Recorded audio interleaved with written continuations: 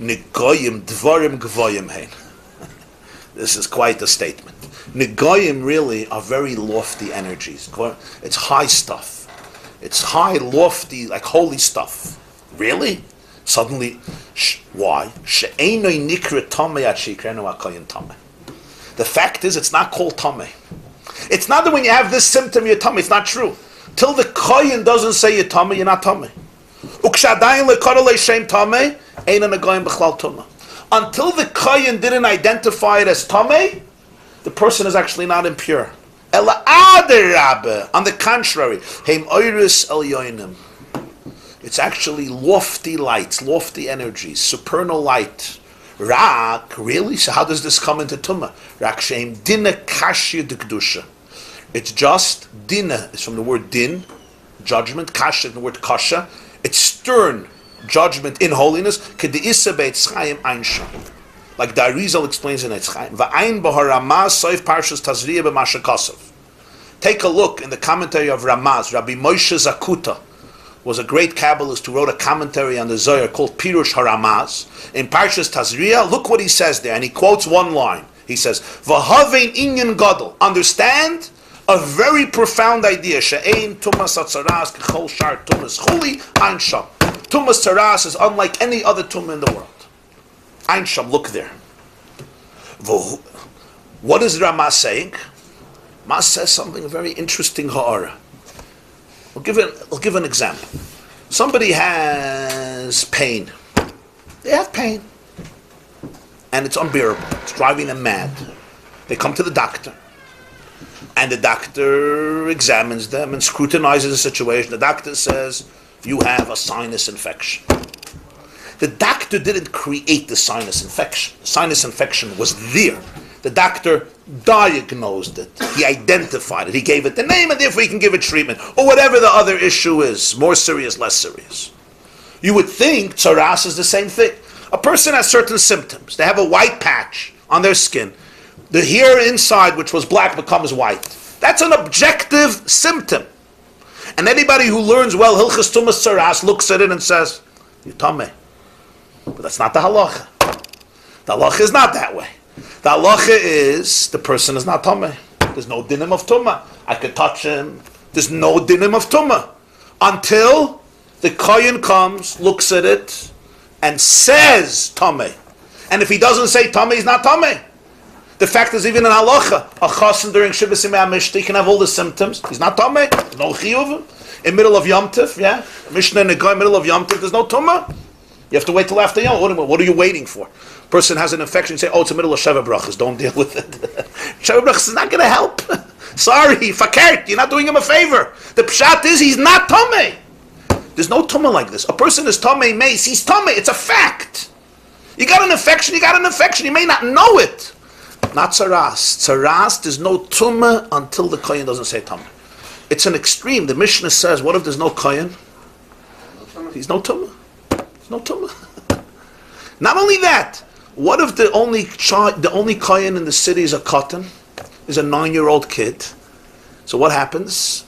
What happens is you bring an expert, a chacham, you bring him in, and he tells the kohen what to say, and the kohen says it, and that's when he becomes tameh or tahir. So it's a joke. It's a joke. Imagine you have a top doctor. You say, no, your diagnosis doesn't count. Tell this 3-year-old kid what to say, and that makes diagnosis. It's a joke. You're anyway relying on the doctor. You're relying on the chacham. You're relying on the expert. What are you using a kohen for? It's very strange. So that's what the Ramaz says. There's something off about this. What's going on? So the Baal HaTanya says that means that there's certain things that they become something because you call them that way. Until you don't define them as such, they're not that. In other words, it's not the reality that makes you tameh. It's seeing it as tameh that makes you tameh. It's a whole different reality. It's not the objective reality. You could look at it in different ways. It's how you define it, how you see it, that defines its reality. Why is that? So that's what he says, because Negoyim is really a paradox. Really, it's oiris gvoyim ma'oid. It's very lofty lights. It comes from a realm of kedusha called din kashya, intense din. the way it evolves into our world, into the human body, it appears as simoni tuma, and the kohen says tame, and that's what makes it tame. Why before that is it not tame? Because this is the halachic way of saying that objectively you can't say it's tame. It's seeing it as tame and defining it such by the kohen that makes it tame. What's the meaning of this? Oides gvoyim ma'oid. Oides gvoyim ma'oid. The pshat in this is, bekitzer, I'll say it bekitzer. The Gemara says in Masechta Sanhedrin, a famous Gemara, what is the name of Moshiach? And the Gemara says, you know what the name of Moshiach is? Chivra debei Rabbi. He's a Metzoira from the house of Rabbi. Moshiach is a leper, a Metzoira from the house of Rabbi. And the Gemara brings the Psukim of Yehyeh, Mechulu, Mepshaenu, Medukam, Avanesenu. He's a Menuga. Moshiach is a leper. I ask you now a question. The Metzoira was considered the quintessential outcast of society. People were afraid. There were all types of superstitions around the Metzoira. Even in halacha, which is not based on superstition, the Metzoira is Bodod Yeshev Mechutz Lamach. A Tomei Meis, he could come in, he'd go into the Harabayas. Certain parts of Harabayas, he can't go into the Azor, he go, a Tomei Meis, all other Tumas in Yerushalayim. Metzoira, you can't even be inside the camp. Not only that, you can't even have two Metzorim together. Each one is isolated. Bodod Yeshev. You know, that's a very, very serious tumah. Now you're talking about Moshiach. Moshiach is supposed to be the star. Redeem the whole world. Heal the whole. You have no better definition for Moshiach than a Metzoira. Doesn't mean literally. That's the definition of Moshiach. Not stam that he's sick.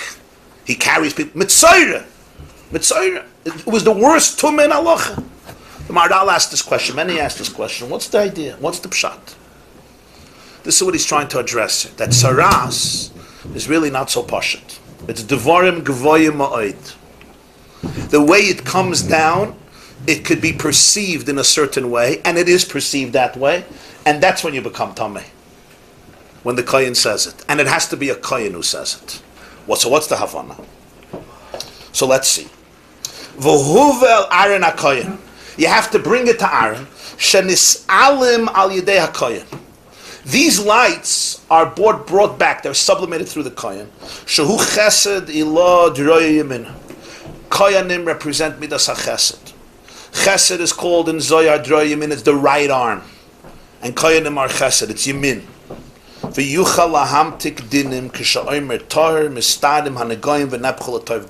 knows how to sweeten judgments. Let's say the kohen looks at the symptoms. The symptoms look tameh. People are not sure. The kohen says tahir. What happens?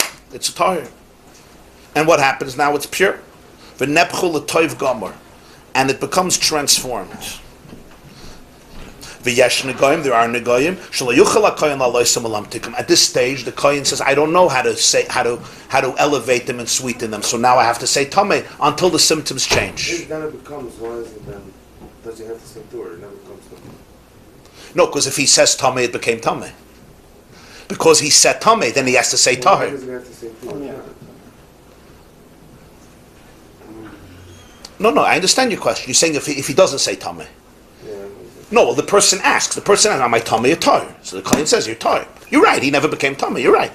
Doesn't mean that when he says tahir, it makes him tahir. So it doesn't matter have to say it. Okay, that's fine. He could say you're not tameh. He could say you're not tameh. That's fine. So what's the Havana here? Go to another kohen, otherwise, if he doesn't get a response, he may have to... No, the kohen has to tell him, yeah. The kohen has to tell him. And only a kohen, nobody else. I told you. The Rambam even says, even a kohen shaita. He says, you have a kohen who's a shaita. A shaita means he's completely illiterate. He doesn't know what to say. You tell him, say tahir, say tahir. So what's the Nikud? The Nikud is as follows. Whenever you're dealing with oides gedolim, with oides gvoyim, with high lights, lofty lights, there's a problem the way they come down. It's brought in Kabbalah, Hametzoira. The word Hametzoira is the same gematria like the word Toyu. Hametzoira is the same gematria as Toyu. We learned many times about the world of Toyu versus the world of Tikkun.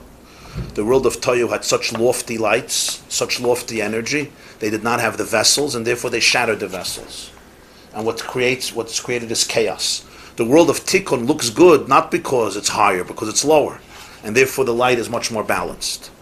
So therefore what he says here is Negoyim is really a very deep energy that the person has, which is Gvoya, it's high, in Kedusha, and yet the way it evolves from Din Akashya is as Negoyim, and therefore it's still not called Tameh.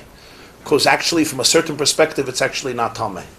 But it's the perception of it in a particular way that makes it Tameh. And it's all about that perception, that perspective, and that's what makes this Tumah different than any other Tumah. So let's give an example, for example. Let's give an example, for example. I'll give two simple examples. You'll have a child who is extremely rebellious. You have children. They climb walls. You ever heard of those kids? You never heard of them. They climb walls. They sometimes break things, or often break things. They're extremely rebellious. You look at this child, and you have the tendency to say, Tameh, Tameh, Tameh, or whatever the right word in this context is. And look. He's a mitzvah. He's a leper, he's an outcast, he's a troublemaker, and so on and so forth. That's the easy way of doing it. But it's not so simple.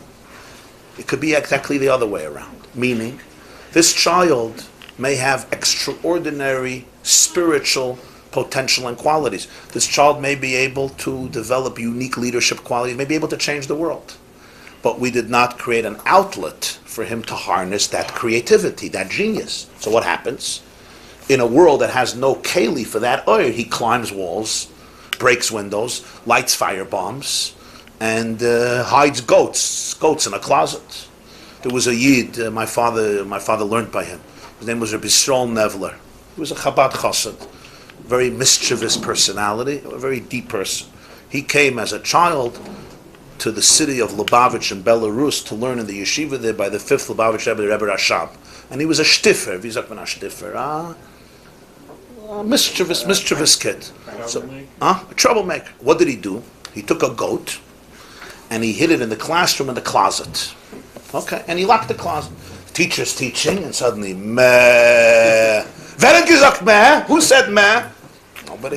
Meh. And the teacher was going crazy. He was looking for the carbon and there was no carbon. There was a real carbon, yeah? Finally, he realized. Nope.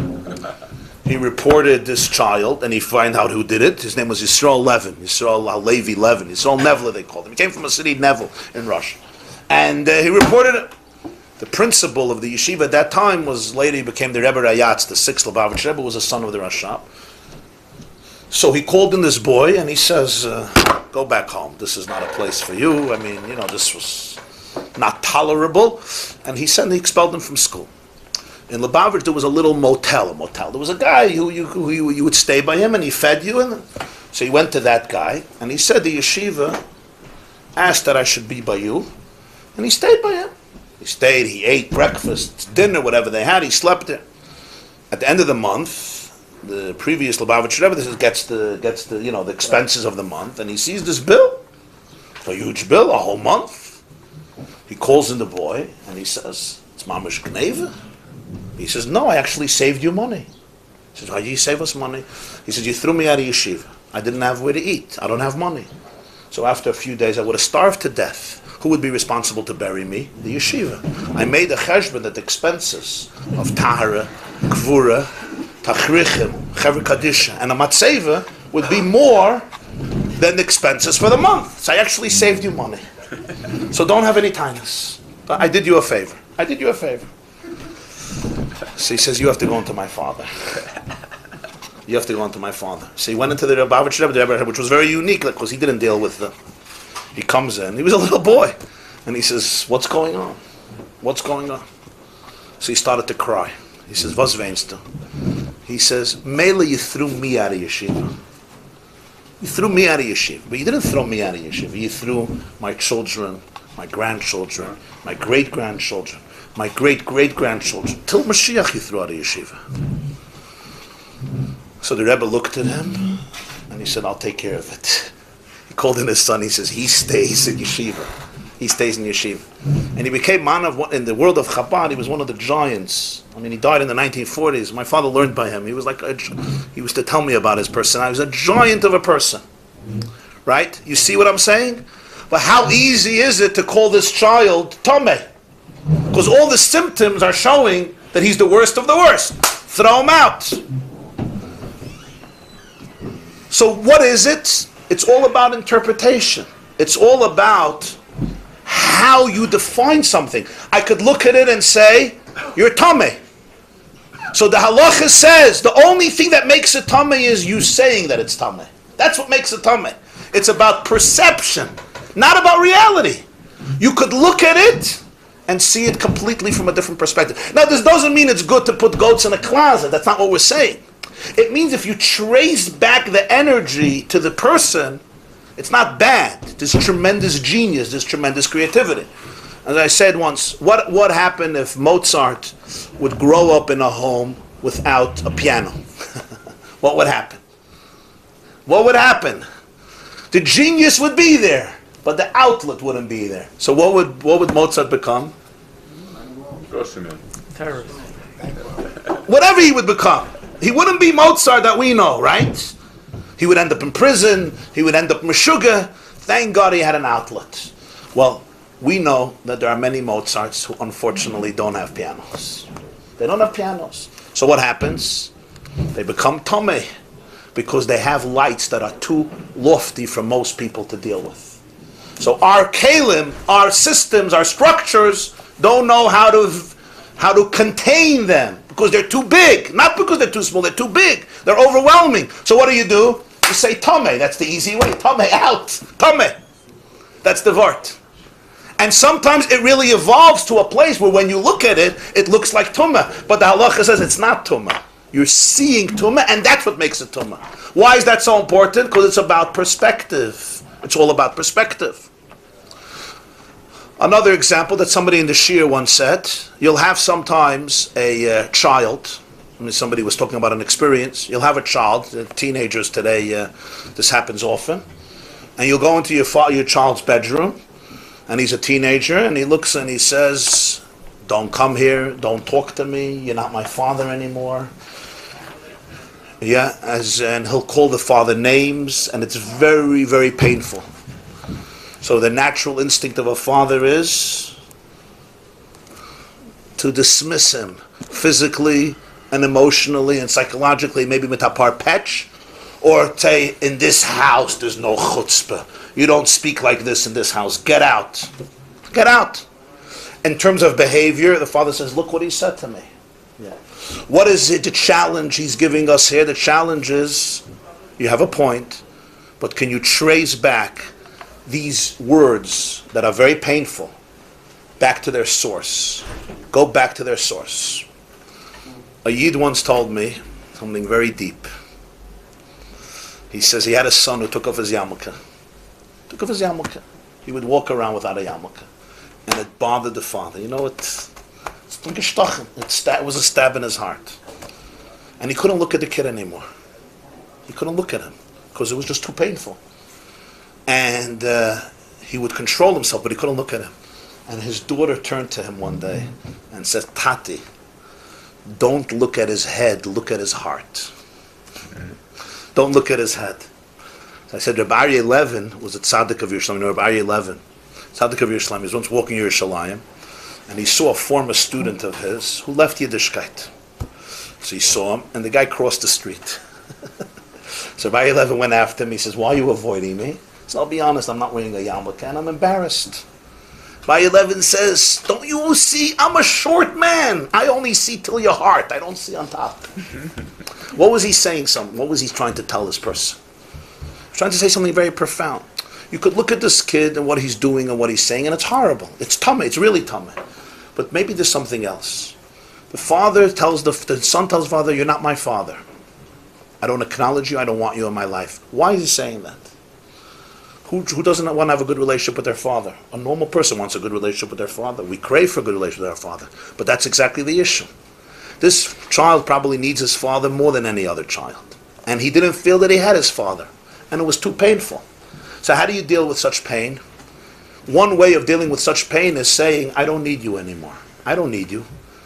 Why don't I need you? Because I need you so much. So if you're looking at the symptoms, there's complete alienation. If you're looking at the source, this kid is craving for your love, for your attention. So you have to be strategic and wise and figure out how to do it. But you could look at the kid and say, he's a sick kid, he's a kafui toiva, he's tamei, get out! And people do, they throw their kids out of the house. Why? Not because they see what's happening, because they don't see what's happening. They look at the outer layer and they have no other component. What's the job of the kohen?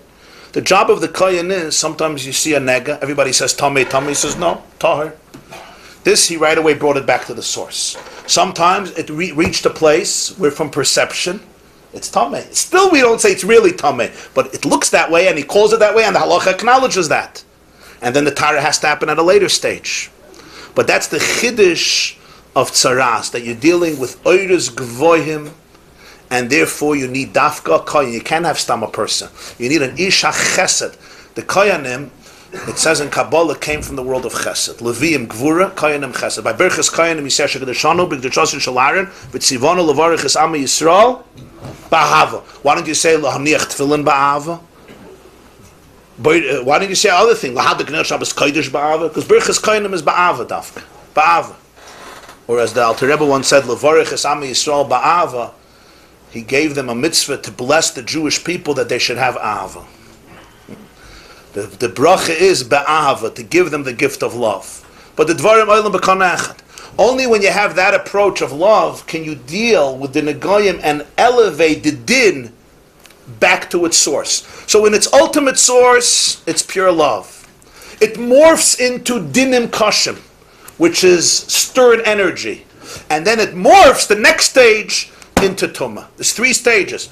In its origin, it's pure love. The child can't process who he is because it's complicated stuff. So it becomes dinim kashim, which is tough energy, disappointment, pain, frustration. And then the next stage is, I hate your guts, you're not my father anymore. The kohen has to be able to go back to the source. V'huva la kohen has to be brought up to the kohen to be able to elevate it. That's the idea. So now when you want to give the best name for Moshiach, when you look at the best name for Moshiach, what's Pshat Geula? Geula doesn't mean there's going to be a new world that we don't know about. Geula doesn't mean that there's going to be new people that we don't know about. Geula means, it says in Medrash, you take an aleph and you put it into the word goyla and you have geula. It's the same like goyla, just with an aleph. In other words, the idea of Mashiach is that he's basically going to change perspective. Bas haste. When you look at a person, what you saw as the ultimate tumah, he'll show you is really the ultimate purity. What you is all perspective. You look at a reality and all you see is darkness. You look at a reality and all you see is pain. You look at a reality and all you see is alienation. But he's explaining, he's going to show you, and this is what redemption is, that this very reality itself, if you can only alter and expand your perspective, that itself is going to be transformed. That name is the name of Mitzrayim. Chidush Arim says, V'ra'o ha'koyen v'hinei Loi hafach hanega es einoi. What's that? Loi hafach hanega es einoi? The problem is, it's all about einoi. You didn't change your eyes. It's not about the nega. It's you change your perspective. And I'll show it to you. The Balatanya brings from Sefer Yetzirah. You have the word nega, nun gimel ayin. You have the word oineg. In Sefer Yetzirah it says, ein lamayla me oineg, ve'ein lamata me nega. Oineg means pleasure, tainug. Nega means leprosy. What's the difference? It's the same letters. The difference is the ayin. By oineg, the ayin is on the right side. By nega, the ayin is on the left side. Ayin toiva, ayin ra. It's all perspective. It's all where the eye is. I could look at the same child. I could look at the same person. I could look at me. I could look at you. I could look at my spouse. I could look at my student. I could look at any Jew, any person. It's just what I see. It's my ayin. You look in one way and you say, Tamei, Tamei, Tamei, Tamei, and you're right. You're right. Your definition made it that way. For you, he's Tamei. You're right. And you can look at it from another perspective. You change the ayin and you say, Oineg, wow, what a pleasure. What a pleasure. That's what Geula means. That's what Moshiach means. Moshiach means the transformation of perspective. And when you have a traditional perspective, so the old reality, you see it in a new way. So now let's finish the last line here. That's why the Negoyim you don't have common today. It represents a tremendous refinement of the Ra from the inside of the Guf and the Nefesh. It's only on the outside. By us, it's still b'pnimis, it's not spit out. And even when, as he said, when it's spit out, what is it? It's oiris gvoyim of kedusha that's spit out. And that's a very deep madrega. V'day l'meivin. It's enough for those who understand. Thank you. Wow. This class is brought to you by theyeshiva.net. Please